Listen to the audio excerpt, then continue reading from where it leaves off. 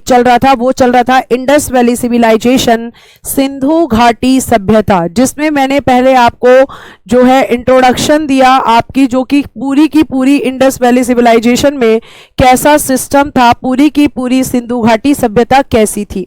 फिर मैंने उसकी साइट्स उठाई हैं और साइट्स में मैंने कल कुछ साइट्स आपसे डिस्कस की थी, जैसे हड़प्पा, मोहनजोदड़ो और चन्होदड़ो। आज हम पढ़ेंगे कालीबंगन के बारे में कि कालीबंगन से हमें क्या क्या चीजें प्राप्त हुई हैं।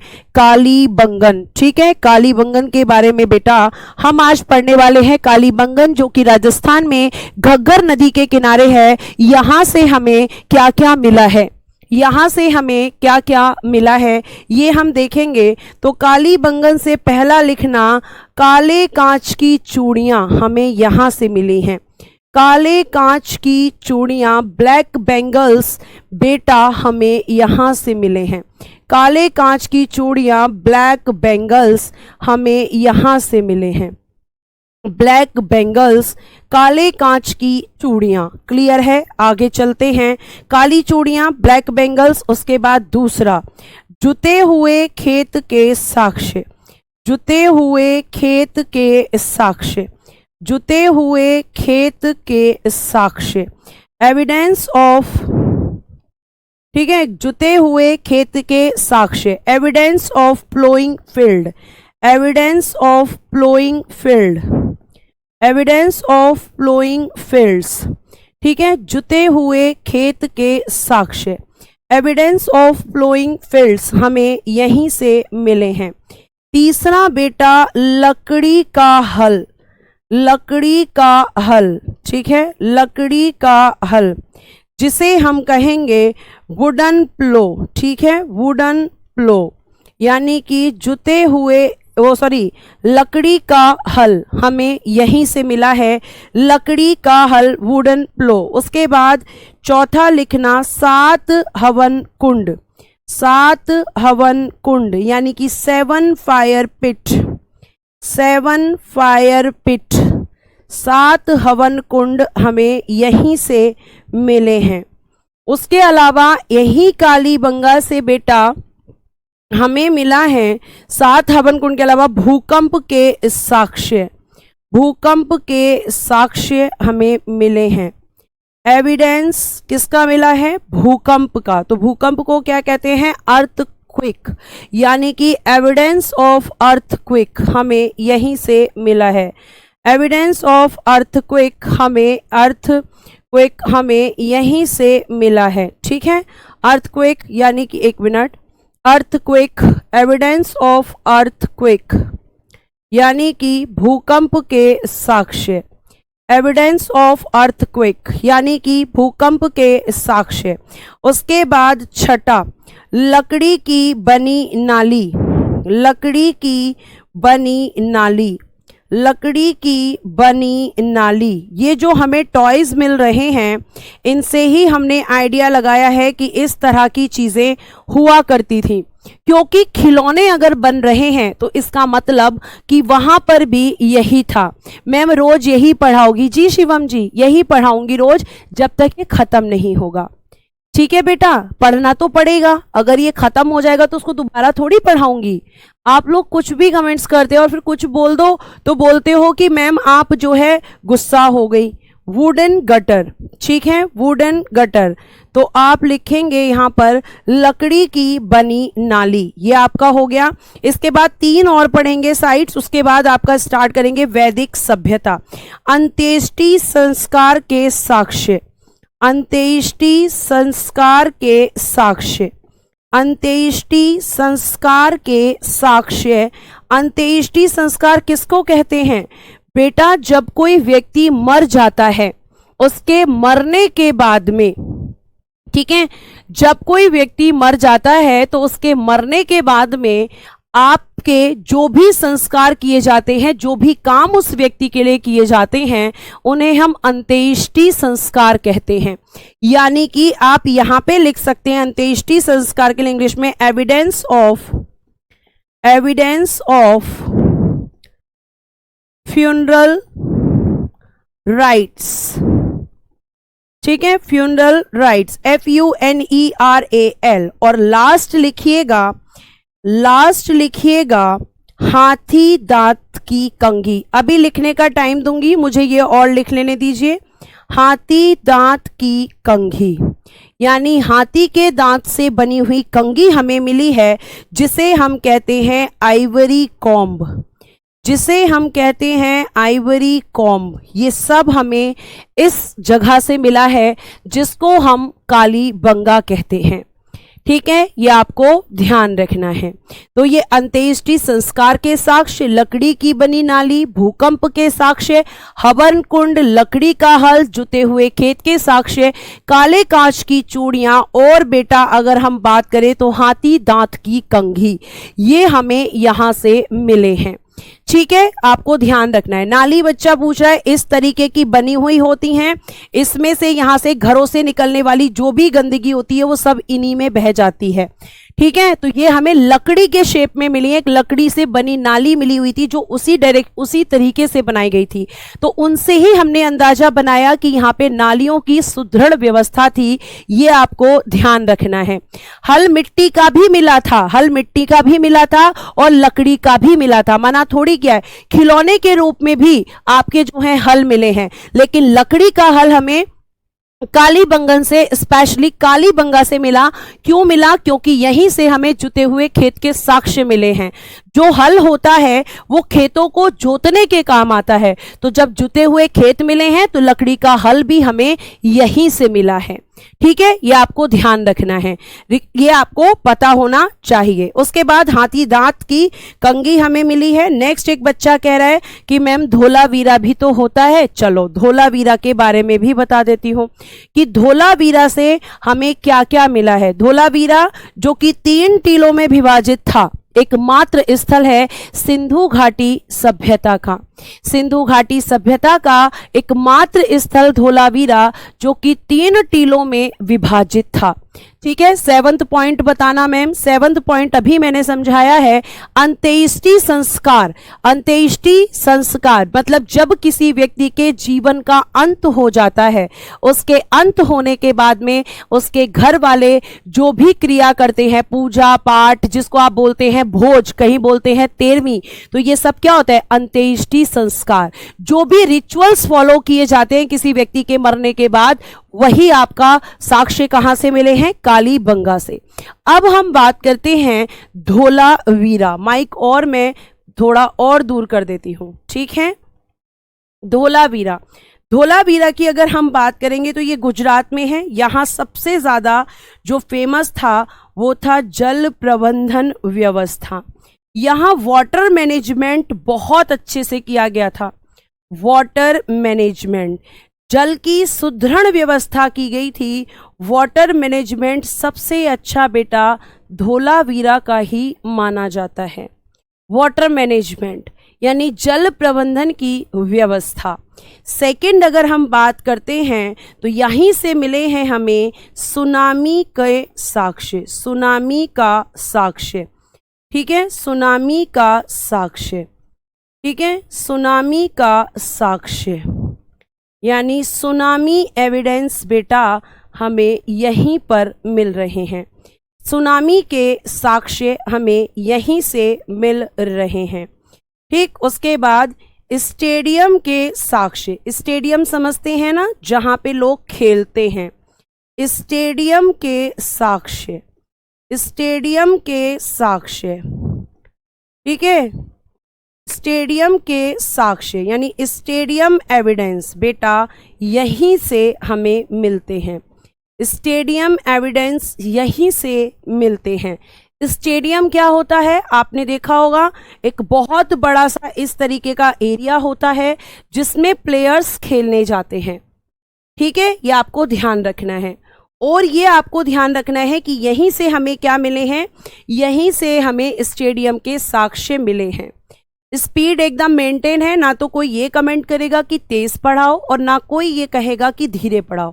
इससे धीरे पढ़ाऊंगी तो नींद आएगी, इससे फास्ट पढ़ाऊंगी तो उन बच्चों को समझ नहीं आएगा जिन बच्चों ने इसको यहाँ पे ये सोच के लिया है कि मैं अच्छे से पढ़ूंगा। तो आप मुझे स्पीड के बारे में मत बताइए प्लीज, आप यहाँ पे ध्यान से समझिए। ठीक, उसके बाद में अगर हम बात करते हैं तो आपका नेक्स्ट यहाँ पे अगर हम बात करेंगे तो अगला साइट लिखिएगा सुरकोतदा। ठीक है, सुरकोतदा, सुरकोतदा, ये यहाँ पर आप लिखिए सुरकोतदा, सुरकोतदा। ठीक है, अगर हम सुरकोतदा की बात करते हैं, सुरकोतदा, तो यहां से हमें घोड़े यानी कि हॉर्स, ठीक है, घोड़े, हाथी और भेड़िए की हड्डी, घोड़े, हाथी यानी एलिफेंट, भेड़िया, इन सब की क्या मिली हैं हमें, यहां से हड्डियां, यहां से हमें बोन्स मिली हैं, इनकी बोन्स, हड्डियां। ठीक है, ये आपको ध्यान रखना है। तो सुरकोतदा जो एक साइट है, एक स्थल है, यहां से, अच्छा ये वोल्फ, इसकी इंग्लिश रह गई है भेड़िया, वोल्फ। ठीक, आगे और सुरकोतदा से हमें क्या मिला है, पत्थर की किलेबंदी, पत्थर की किलेबंदी, stone, stone fortification, stone fortification, stone fortifications, stone fortifications. ठीक, नेक्स्ट स्टोन फोर्टिफिकेशन, फोर्ट मैंने बताया था आपको, सुरक्षा के लिए बनाई गई दीवारें। सुरकोतदा कहां पर था, दिशा गुजरात में था, आपको बता चुकी हूं ये मैं पहले ही। ठीक, ये आपको दिखा चुकी, मतलब लिखा भी चुकी हूं और बता भी चुकी हूं। उसके बाद अगर हम बात करते हैं तो सुरकोतदा के बाद लास्ट हम लिखेंगे, लास्ट साइट बनावली, जो कि हमारा हरियाणा के अंदर है। बनावली, बनावली हरियाणा में है, यहां से भी हमें मिली है हाथी दांत की कंघी, यहां से भी मिली है हाथी दांत की कंघी। आइवरी कॉम्ब, आइवरी कॉम्ब जो हाथियों के दांतों से बनी हुई है, आइवरी कॉम्ब। और हमें यहां से मिले हैं जौ के दाने, जौ के दाने हमें यहीं से मिले हैं। और देखो आप बोल रहे थे ना कि मिट्टी का भी तो हल मिला था, तो मिट्टी का हल हमें यहां से मिला है। ठीक है, जैसे मैंने यहां लिखवाया था आपको, कहाँ गया आपका कालीबंगन, लकड़ी का हल, और मिट्टी का हल हमें कहां से मिल रहा है, मिट्टी का हल मिल रहा है हमें यहां पे। तो क्या लिखेंगे, क्ले प्लो हमें कहां से मिला है, बनावली हरियाणा से। और ये जो मिट्टी का हल है ये खिलौने के रूप में है प्यारे बच्चे, खिलौने के रूप में, यानी कि एक टॉय के रूप में हमें यहां से मिला है। खिलौना मतलब टॉय, टॉय का हमें मिला है, ये आपको ध्यान रखना है। तो बनावली हरियाणा में है। ये आपका आज यहाँ पे इंडस वैली सिविलाइजेशन, सिंधु घाटी सभ्यता चैप्टर खत्म होता है। और आज ही बेटा जैसा कि मैंने बोला था, मैं शुरू करूंगी वैदिक सभ्यता, वैदिक सभ्यता जिसे हम कहेंगे वैदिक सिविलाइजेशन, वैदिक सिविलाइजेशन। प्यारे बच्चों ध्यान से चीज़ों को सुन लो, इसी में आपका भला है, कमेंट्स करने पर कुछ हासिल होने वाला नहीं है। ठीक है, ये रिकॉर्डेड क्लास है कि मैम मेरा नाम ले लेंगी कि नहीं, ये रिकॉर्डेड क्लास नहीं है। ठीक है, तो आपका वैदिक सभ्यता जो है आपका नया चैप्टर है, जो इसके बाद आपके सिलेबस के अकॉर्डिंग शुरू होता है। और अगर हम वैदिक सभ्यता की बात करते हैं तो वैदिक सभ्यता को 2 भागों में डिवाइड किया जाता है, जिसमें से अगर मैं आपसे बोलूं तो पहला लिखना पूर्व वैदिक काल, पूर्व वैदिक काल आपको याद रखना है, ये लिखना है पूर्व वैदिक काल, जिसे हम कहते हैं, एक मिनट, पूर्व वैदिक काल। ठीक है, पूर्व वैदिक काल जिसे हम कहते हैं प्री वैदिक पीरियड, प्री वैदिक पीरियड, पूर्व वैदिक काल, प्री वैदिक पीरियड 1500 से लेकर 1000 ईसा पूर्व या बीसी तक इसका टाइम बताया जाता है। इस पूर्व वैदिक काल को कई बार ऋग वैदिक काल भी कहा जाता है। ऋग वैदिक काल या प्यारे बच्चे ऋग वैदिक पीरियड भी इसी को कहा जाता है।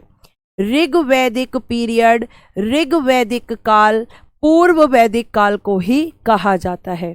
अगर कहीं पूर्व वैदिक काल की जगह ऋग वैदिक काल लिखा हुआ हो, ठीक है, तो आपको ध्यान रखना है कि आपको कंफ्यूज नहीं होना है। पूर्व वैदिक काल हो या ऋग वैदिक काल हो, एक ही बात होती है। वैदिक सभ्यता में पूर्व वैदिक काल या ऋग वैदिक काल का जो टाइम पीरियड है वो 1500 से लेकर 1000 ईस्वी तक है, यानी कि 1000 ईसा पूर्व, 1500 से 1000 ईसा पूर्व। नेक्स्ट है आपका उत्तर वैदिक काल। उत्तर वैदिक काल जिसको हम बोलते हैं पोस्ट वैदिक पीरियड, पोस्ट वैदिक पीरियड, उत्तर वैदिक काल, पोस्ट वैदिक पीरियड, ठीक है। और उत्तर वैदिक काल का टाइमिंग है 1000 बीसी से लेकर 600 बीसी, यानी कि ईसा पूर्व। ये सब बेटा ईसा के जन्म से पहले की घटनाएं हैं, ठीक है, ये आपको ध्यान रखना है। फिर वही बात कि लोथल से मिली है, लोथल से मिली है। बेटा देखना नहीं है, हाथी दांत की कंघी ऐसा नहीं है कि लोथल से मिली है तो हाथी दांत की कंघी सुरकोतदा से नहीं मिल सकती, ठीक है। हाथी दांत की कंघी हमें सुरकोतदा कह रही हूं, बनावली मैंने लिखवाया है, कहाँ गया, हाथी दांत की कंघी, आइवरी कॉम्ब, ऐसा थोड़ी है कि एक जगह से एक ही चीज मिली है, नहीं, एक जगह से कई सारी चीजें मिली हैं और एक चीज भी कई जगह से मिली है। तो बनावली से भी मिली है और जो आप कह रहे हैं, जो मैंने कल लिखवाया था, वहां से भी मिली है। जो आप बोल रहे हैं साइट का नाम, ये गलत नहीं है, सही लिखा हुआ है, ठीक है। दोनों जगह से मिली है बेटा, दोनों जगह से, ठीक है। आगे देखिएगा, आगे हम बात करते हैं। तो उत्तर वैदिक काल, पोस्ट वैदिक पीरियड 1000 से लेके 600 ईस्वी तक है। और आपको बता दूं, आप मुझसे क्वेश्चन पूछ रहे थे कि लोहे का उपयोग, मैंने आपको बोला था आगे बताऊंगी, लोहे का उपयोग यही होता है। पोस्ट वैदिक पीरियड में यूज ऑफ आयरन, यहां पर यूज शुरू होता है आयरन का, यूज ऑफ आयरन। और इस लोहे के उपयोग के साक्ष्य मिले हैं अतरंजी खेड़ा, अतरंजी खेड़ा से मिले हैं प्यारे बच्चे, अतरंजी खेड़ा। लोहे के उपयोग के साक्ष्य हमें मिल रहे हैं अतरंजी खेड़ा से। और मैम ये अतरंजी खेड़ा हमें कहाँ देखने के लिए मिल जाएगा, तो आपको ध्यान रखना है, एक मिनट थोड़ा सा ऊपर करूंगी। अतरंजी खेड़ा आपको मिलेगा एटा में, और एटा कहाँ पड़ता है, उत्तर प्रदेश यानी कि यूपी में। तो यूपी के एटा के अतरंजी खेड़ा में हमने ये साक्ष्य मिला है। ये क्या है, ये लोहे के उपयोग का, अगर आप मुझसे बोलेंगे तो हमें साक्ष्य कहाँ से मिला है कि लोहे का उपयोग किया, इस तरीके का साक्ष्य, तो मैं कहूंगी कि अतरंजी खेड़ा से इस चीज का एविडेंस मिला है कि अतरंजी खेड़ा जो कि एक प्लेस है और जो कि एटा में है, और जो कि एटा कहाँ है, उत्तर प्रदेश में है, ठीक है। यह आपको ध्यान रहेगा। तो ईसा के जन्म से पहले की घटनाएं बीसी में आपकी बताई जाती हैं। तो यहां तक आपको समझ में आया। अब क्योंकि हम वैदिक पीरियड पढ़ रहे हैं, तो इस वैदिक पीरियड में बहुत सारी बातें पढ़ेंगे। जैसे मैं आपको थोड़ा ओवरव्यू दे देती हूं कि हम यहाँ क्या क्या पढ़ेंगे। जैसे अभी आपने देखा है कि भाई अभी तक आपने देखा कि सिंधु घाटी सभ्यता, वहाँ पे समाज कैसा था, वहाँ के लोग क्या क्या पहनते थे, क्या व्यापार करते थे, कौन कौन से व्यापार होते थे। अब आप क्योंकि वैदिक सभ्यता पढ़ोगे तो इसमें भी प्यारे बच्चे आपको ये भी बताया जाएगा कि देखिएगा यहाँ पे ये बताया जाएगा कि इस समय समाज कैसा था, यहाँ पे क्या क्या चीज़ें थीं, यहाँ के लोग क्या खाते थे, कैसे रहते थे, ये कैसी सभ्यता थी, किन किन चीज़ों का यहाँ पे प्रयोग हुआ था। ठीक है, तो प्यारे बच्चे ये भी हम यहाँ देखेंगे। ये जो शैतानियाँ है ना तुम्हारी कि ये रिकॉर्डेड क्लास है, ये छोड़ दो, क्योंकि तुम जैसे रोज़ ऐसे बच्चे मिलते हैं, हम रोज़ ऐसे ही बच्चों को पढ़ाते हैं। ठीक है, ये जो आप ये फालतू के कमेंट करते हो रिकॉर्डेड क्लास है, कोई रिकॉर्डेड क्लास नहीं है। ये आपको ध्यान रखना है कि ये बिल्कुल लाइव क्लास चल रही है। और मैंने कल भी बोला था कि आपका ये जो RWA परिवार है ये बच्चों के भरोसे पे चल रहा है, और बच्चों के भरोसे को ये परिवार कभी नहीं तोड़ता है। समझ में आया? सिंधु सभ्यता का सबसे बड़ा नगर कौन सा है? मोहनजोदड़ो बताया था। ठीक है, नवीन सर की क्लास रहती है 3 बजे मैम, तो बेटा मेरी क्लास तो 4 बजे है ना? आप क्या चाहते हो? चलो अब ध्यान से सुनो, आगे हम बात करते हैं कल का ऑफ रहेगा या नहीं। ठीक है, बता दिया जाएगा आपको, अगर क्लास शेड्यूल होगी तो नहीं रहेगा और नहीं होगी तो होगा। ठीक है, तो अब हम आगे की तरफ चलते हैं और आप सबसे पहला क्वेश्चन आता है बहुत सिंपल सा। भाई इसके नाम से ही पता चल रहा है कि वैदिक सभ्यता मतलब वेदों से, मतलब वेदों से रिलेट करता है। वेदों का संकलन किसने किया है, ये आपको ध्यान रखना है कि वेदों का संकलन क्वेश्चन पूछा जाएगा। वेदों का संकलन, कंपाइलेशन ऑफ वेद। ठीक है, वेदों का संकलन, ये क्वेश्चन एग्जाम में पूछा जाता है, तो आप लिखेंगे कंपाइलेशन ऑफ वेदास, इंग्लिश में compilation of Vedas, compilation of Vedas. बताइएगा बेटा किसने कंपाइल किया है वेदों को? कंपाइल करने का मतलब होता है एक जगह पर रखना। कंपाइल करने का मतलब क्या होता है? एक जगह पर चीज़ों को रखना कंपाइल करने का मतलब होता है। तो वेदों का संकलन, इसको हम कह सकते हैं वेद व्यास। चलिए आपके जो टाइम को लेकर जो इश्यूज आ रहे हैं इसके बारे में मैं बात करूंगी। ठीक है, वेद व्यास, वेद व्यास। ठीक है, वेद व्यास। वेदों का संकलन किसने किया है? तो वेद व्यास ने किया है। कंपाइलेशन किसने किया है? वेद व्यास। इनको पूरा नाम है महर्षि वेद व्यास, आप ऐसे भी लिख सकते हैं महर्षि वेद व्यास। ठीक, आगे चलिए, अगला बेसिक क्वेश्चन क्या होगा मैम? महर्षि वेदव्यास ने संकलन किया है, कंपाइलेशन किया है। आपको एक चीज और ध्यान रखनी है, आपके एग्जाम में एक सीक्वेंस पूछा जाता है कि सबसे पहले तो चलो ठीक है मैम, आप बता रही हैं कि वेद हैं, सबसे पहले वेद आए, लेकिन वेद के बाद अगला क्या आया? तो वेद को सरल भाषा में लिखने के लिए ब्राह्मण ग्रंथ आए। ब्राह्मण ग्रंथ क्या होते हैं आपको बताऊंगी मैं। जैसे आपके 4 वेद हैं, एक ऋग्वेद है, एक सामवेद है, एक यजुर्वेद है और एक अथर्ववेद है।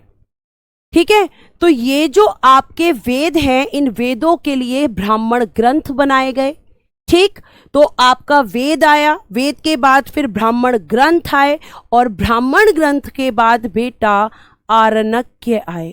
ठीक, और उसके बाद आए आपके उपनिषद, उपनिषद। ठीक है, ये आपके आए।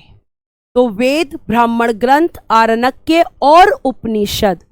ठीक, ध्यान रखिएगा, ये पूरा सीक्वेंस है। और बेटा इसको एक ब्रैकेट में क्लोज कर लेना, क्योंकि ये सीक्वेंस सीधा सीधा पूछा जाता है, बहुत इंपॉर्टेंट है।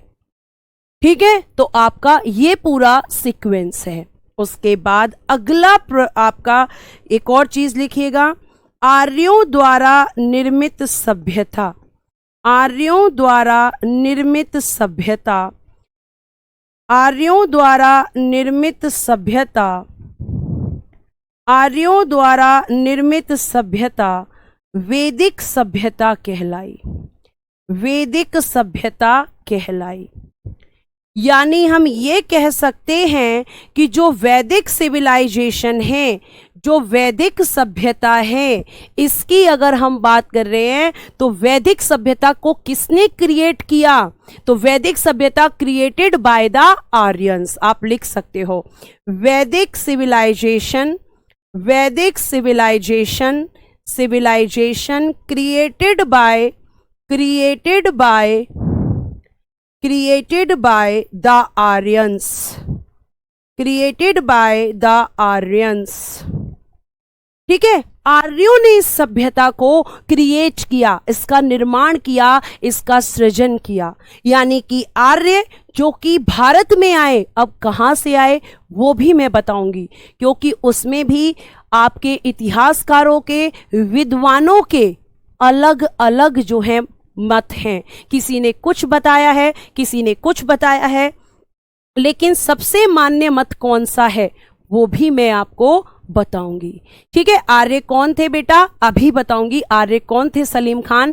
थोड़ा सा रुको, पूरा समझाऊंगी कि कहां से आए थे, क्यों आए थे, क्या किया इन्होंने आकर यहाँ पे, इनका कैसा समाज था, सब कुछ मैं आपको आज की क्लास में बताऊंगी। बस थोड़ा सा पेशेंस रखो। ठीक है, आर्य का मतलब पूछ रहा है बच्चा, तो आर्य का अर्थ होता है श्रेष्ठ।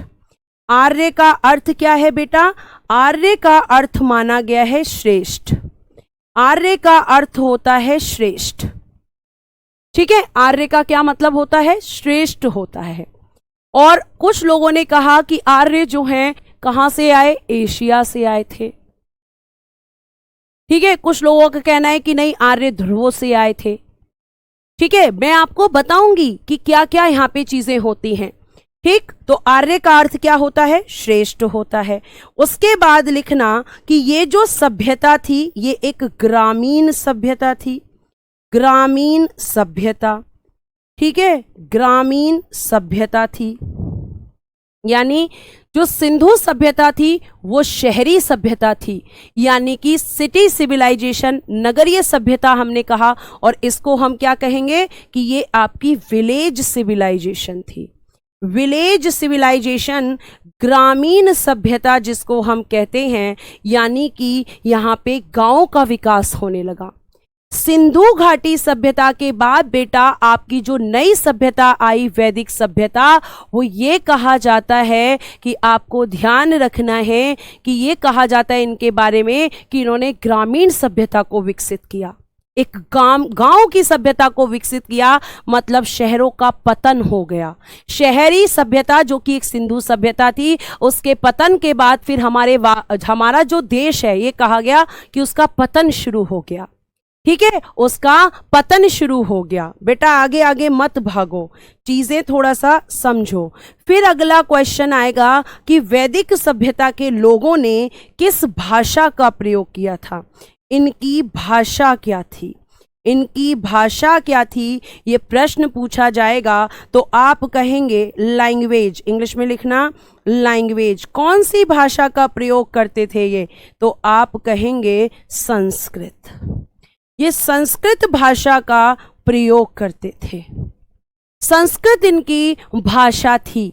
फिर हमें क्या चाहिए? हमें चाहिए कि वैदिक समाज की या वैदिक सभ्यता की हम लेंगे सामान्य जानकारी, जनरल इंफॉर्मेशन, कि ये समाज कैसा था, ये वैदिक सभ्यता कैसी थी। तो वैदिक सभ्यता की सामान्य जानकारी, जनरल हम जो है इंफॉर्मेशन देखेंगे, कि जनरल चीज़ें देखेंगे, जनरल इंफॉर्मेशन देखेंगे। तो आपको सबसे पहले लिखना है कि यहाँ के जो ये आर्य थे ये शाकाहारी और मांसाहारी दोनों थे।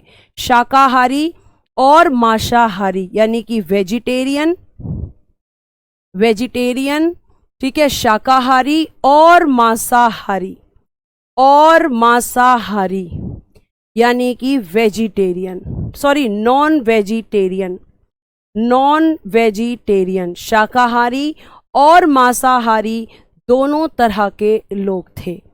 ठीक है, दोनों थे। ठीक है, वेज भी थे और नॉन वेज भी थे। मतलब ये आपके साग सब्जियां खाने वाले शाकाहारी, जो साग सब्जियों के साथ में मांस मछलियां भी खाते हैं उनको हम क्या कहते हैं, मांसाहारी कहते हैं।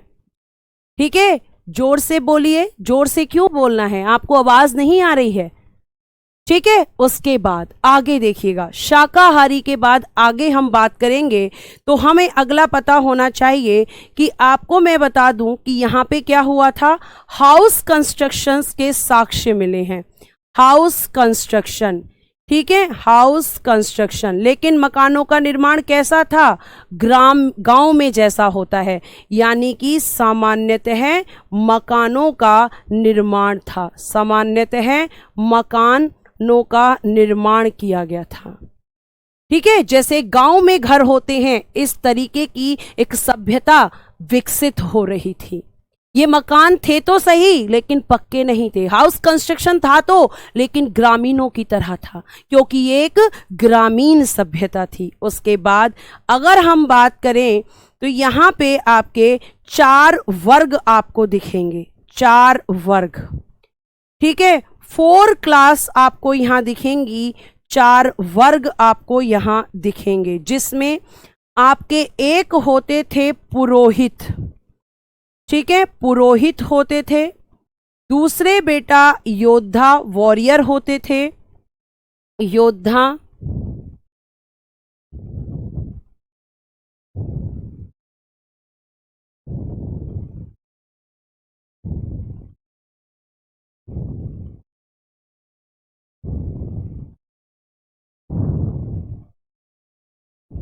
व्यापारी,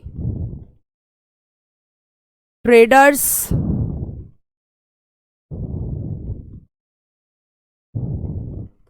और बेटा आपके लास्ट थे श्रमिक,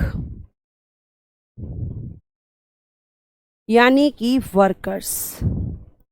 ये 4 वर्ग आपको यहां दिखेंगे, एक पुरोहित हुआ करता था, एक योद्धा हुआ करता था, एक व्यापारी हुआ करता था और एक श्रमिक हुआ करता था, आपको ध्यान रखना है। ठीक है, अब बात करते हैं कि थोड़ा अभी हम जनरल इंफॉर्मेशन ले रहे हैं, एक ओवरव्यू ले रहे हैं कि आखिर ये सभ्यता कैसी दिखती थी। आखिर ये सभ्यता में राखीगढ़ी और मोहनजोदड़ो में सिंधु घाटी सभ्यता का सबसे बड़ा स्थल कौन सा है, हनुमंत प्रजापति का ये क्वेश्चन है। हनुमंत प्रजापति जी, मोहनजोदड़ो पूरी सिंधु घाटी सभ्यता का सबसे बड़ा स्थल है और राखीगढ़ी भारत में सिंधु घाटी सभ्यता का सबसे बड़ा स्थल है, क्योंकि मोहनजोदड़ो इस समय पर पाकिस्तान में है। ठीक है मैडम जी, नोट्स मिलेगा, बिल्कुल मिलेगा। ठीक, तो ये 4 वर्ग आपको यहां देखने के लिए मिलेंगे। अब यहां पे ये जो सभ्यता है इसका भी पतन हुआ, तो सभ्यता के पतन का कारण, सभ्यता के पतन का कारण क्या था, सभ्यता के पतन का कारण। ठीक है, सभ्यता के पतन का कारण, रीजन फॉर द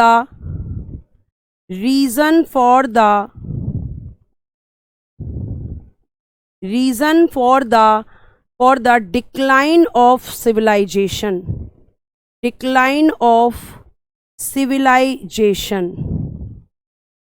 सिविलाइजेशन, ठीक है, तो आप लिखेंगे कि यहां पर भी माना जाता है बाढ़ या जलवायु परिवर्तन। क्या माना जाता है, कारण लिखिएगा, बाढ़ या जलवायु परिवर्तन,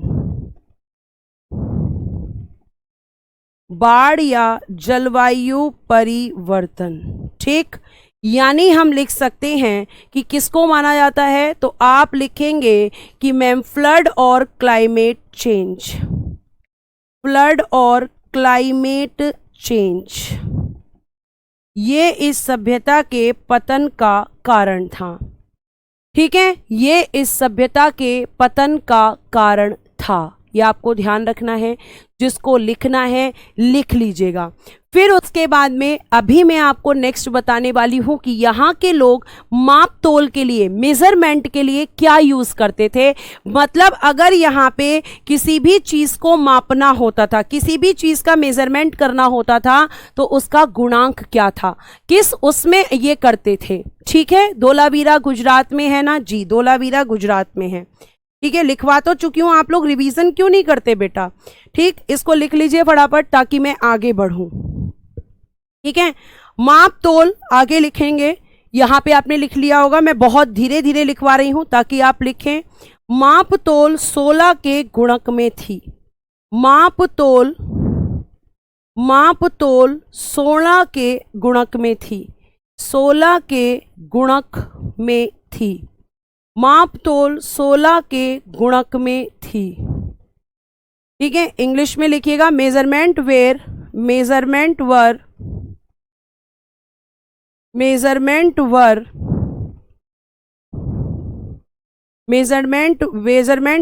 वर, ऐसे लिखना, sorry, measurement weight war, measurement लिख लिया। ठीक है, मेजरमेंट वेट वर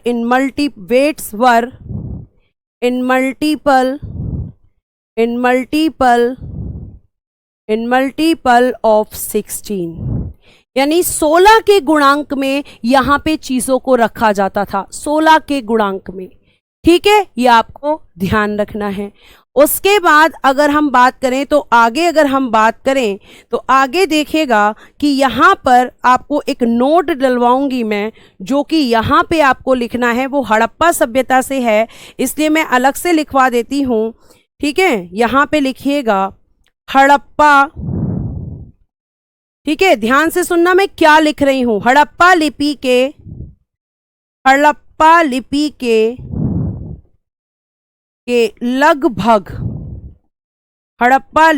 लगभग 400 अक्षर पाए गए इस सभ्यता के अंदर। हड़प्पा स्क्रिप्ट के लगभग 400 अक्षर पाए गए। लिखना, about 400 letters have been found from the Harappan script.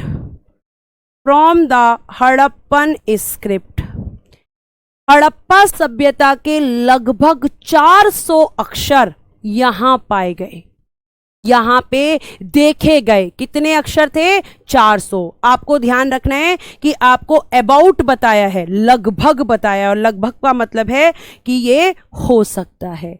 अब आपके प्रश्नों का जो जो भरमार लग रही है, और वो हेडिंग में अब देने वाली हूं, जो आप मुझसे पूछ रहे हैं, आर्यों का आगमन। कि भैया ये जो आर्य आप बता रहे हैं, इनकी सभ्यता मैम आप जो बता रही हैं, जिसे हम वैदिक सभ्यता कहते हैं, ये आए कहां से थे? अच्छा, गडेरी वाला के बारे में भी क्वेश्चन पूछ रहे हो। गडेरी वाला पाकिस्तान में सबसे बड़ा स्थल है, ये आपको अलग से लिखवा दूंगी। अगर आप इनके बारे में भी जानना चाहते हो, कोई दिक्कत नहीं है। आर्यों का आगमन, आर्यंस अराइवल। ठीक है, आर्यंस अराइवल, आर्यों का जो आगमन हुआ है वो कहां से हुआ है और किसने इसको यहां पे बताया है। ठीक है, तो आर्यों का आगमन, आर्यन अराइवल प्लेस, आर्यों के आगमन का स्थान, या आर्यंस अराइवल प्लेस, स्थान क्या था। तो देखो यहां पे क्या क्या चीजें बोली गई हैं, ध्यान से सुनना। देखो, अगर मैं बात करती हूं, एक व्यक्ति हैं जिनका नाम है मैक्स मूलर, ध्यान से सुनना, मैक्स मूलर, इनके बारे में पहले आप बात सुनो। मैक्स मूलर ने कहा कि जो आर्य हैं, आर्य ये कहां से आए हैं? इन्होंने कहा कि आर्य मध्य एशिया से आए। कहां से आए थे? मध्य एशिया से इन्होंने कहा कि आर्य आए। इन्होंने कहा कि अगर आप जानना चाहते हैं कि इस चीज का कोई साक्ष्य मिला है तो इन्होंने ये कहा कि मैक्स मूलर ने कहा कि जो आर्य हैं ये मध्य एशिया से आए थे। इसके लिए एक बोग जकोई अभिलेख है। बोग जकोई अभिलेख वो इस चीज को बताता है कि आर्य जो हैं वो मध्य एशिया से आए। बोग जकोई अभिलेख इसका एक साक्ष्य है। इन्होंने कहा, मैक्स मूलर साहब ने कहा कि बोग जकोई अभिलेख यहाँ पे इन्होंने बोला और ये कहा कि ये जो अभिलेख है ये 1400 बीसी पुराना है। 1400 बीसी में ये अभिलेख बना था और इस अभिलेख से ये पता चलता है कि जो आर्य हैं ये बाहर से आए हुए व्यक्ति थे जो कि भारत में आए थे। कहाँ पे आए थे? भारत में आए थे। और ये अभिलेख कहाँ से मिला?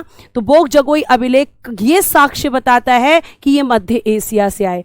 मैक्स मूलर ने ये कहा, ध्यान से सुनो, एक स्टोरी सुनाती हूं।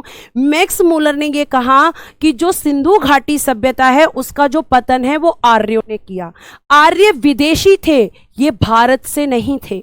आर्य कहां से थे? विदेशी से, विदेश से थे।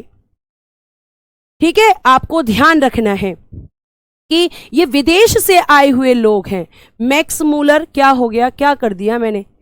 ठीक है, क्या गलत कर दिया इसमें? मैक्स मूलर में मैक्स मूलर क्या लिखना है भाई, कैसे लिखना है आप बता दीजिए। ठीक है, तो मैक्स मूलर ने क्या कहा? मैक्स मूलर ने कहा कि जो आर्य हैं ये मध्य एशिया से आए, आकर इनका आर्यों का इन्होंने बोला आर्यों ने, मैं यहाँ पे एक छोटा सा आपको डायग्राम बना के कि मैक्स मूलर के हिसाब से मैक्स मूलर साहब ने ये कहा कि जो आर्य हैं इन्होंने क्या किया? इनके अनुसार आर्यों ने भारत पर आक्रमण किया।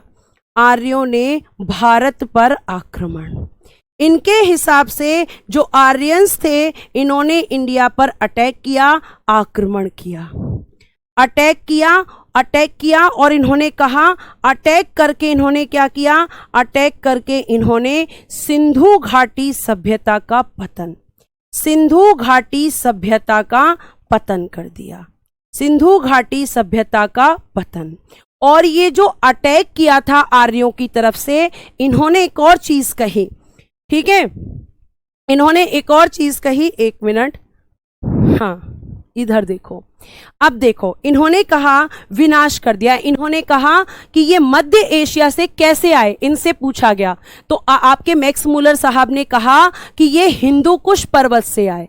इन्होंने ये कहा कि आर्य जो आए भारत पे इन्होंने अटैक किया। तो इनसे पूछा आए कहां से, तो इन्होंने कहा कि ये मध्य एशिया से हिंदू कुश पर्वत होते हुए, हिंदू कुश पर्वत, ठीक है, हिंदू कुश पर्वत होते हुए भारत में आए।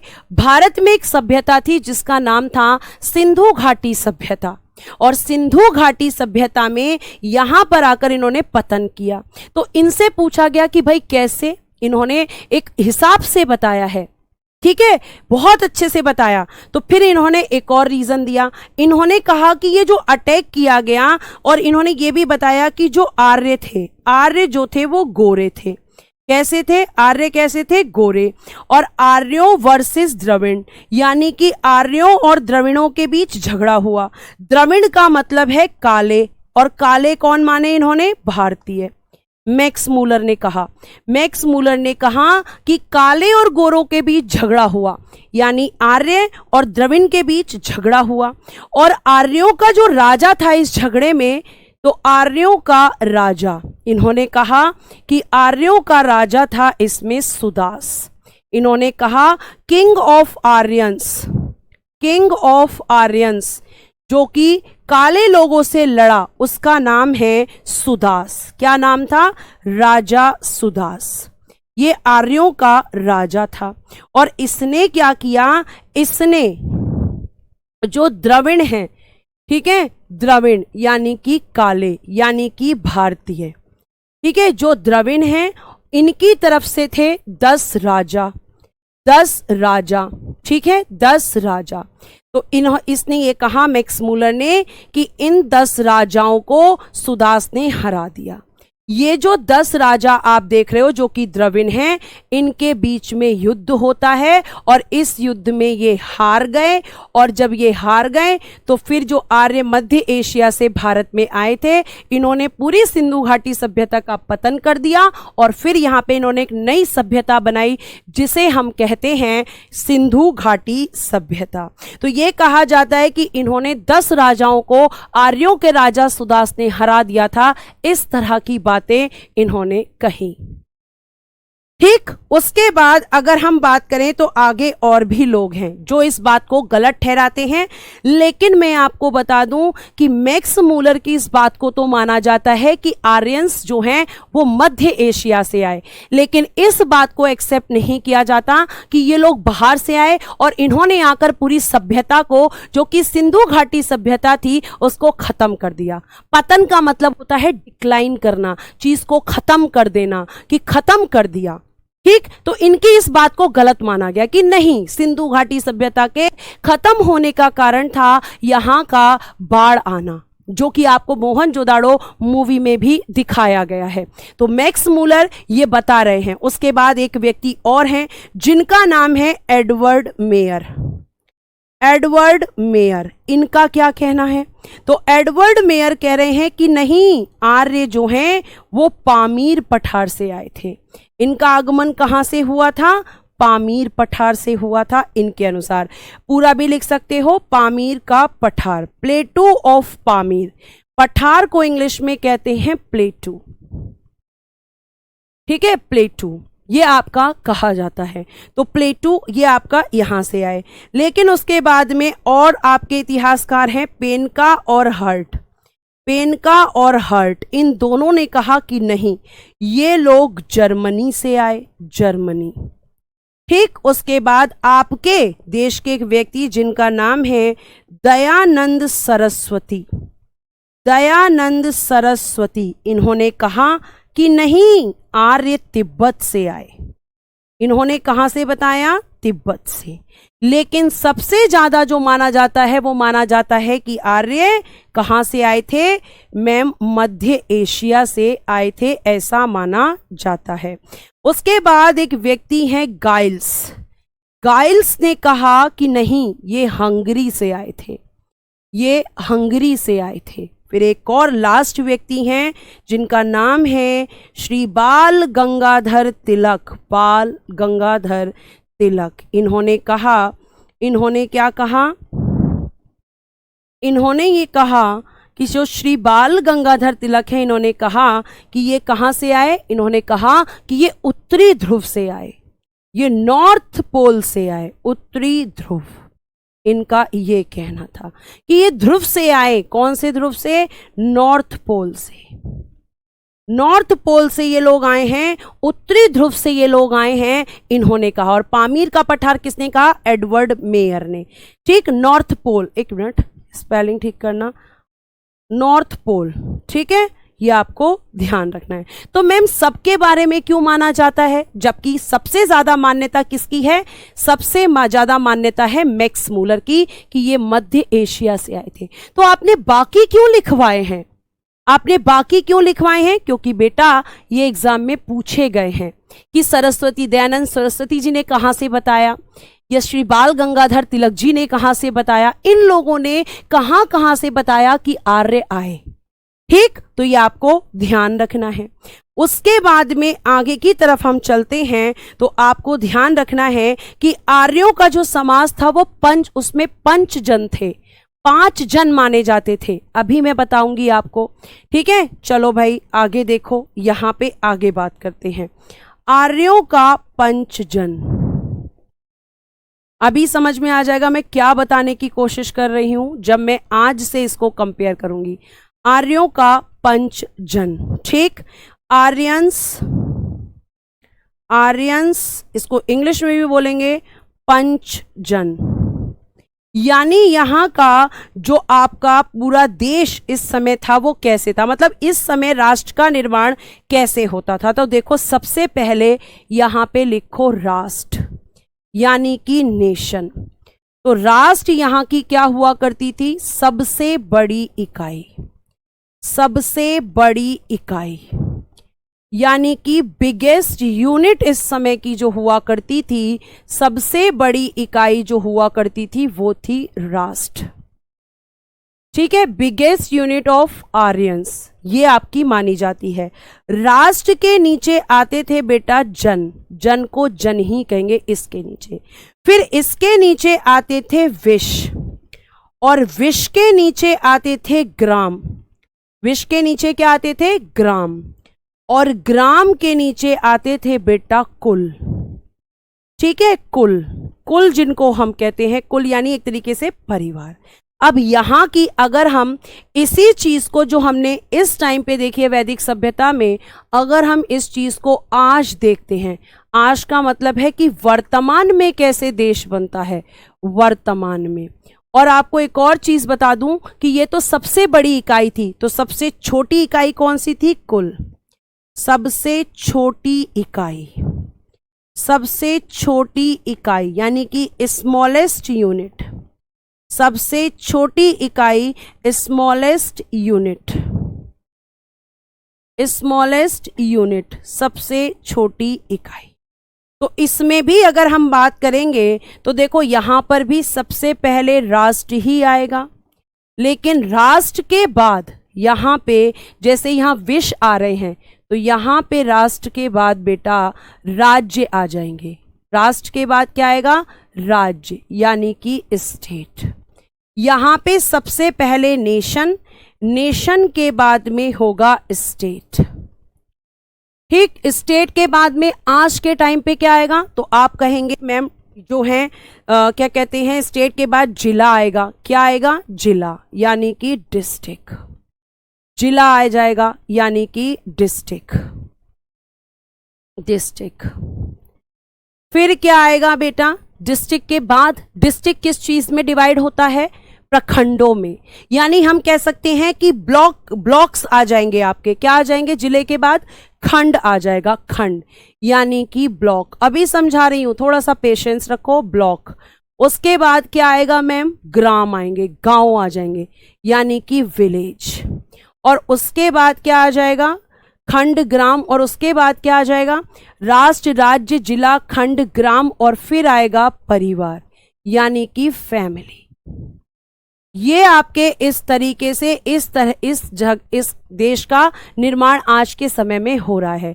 यानी कि यहां पे राष्ट्र, यहां पे भी राष्ट्र, राज्य की यहां पे राज्य, यहां पे जन, यहां पे जिले को क्या कहते थे? विश्व, यहां पे ग्राम को ग्राम, और परिवार यहां पे कुल। यहां पे सिर्फ आपको क्या नहीं दिखेगा? खंड नहीं दिखेंगे। तो ये इस तरीके से था, आप लिख सकते हो।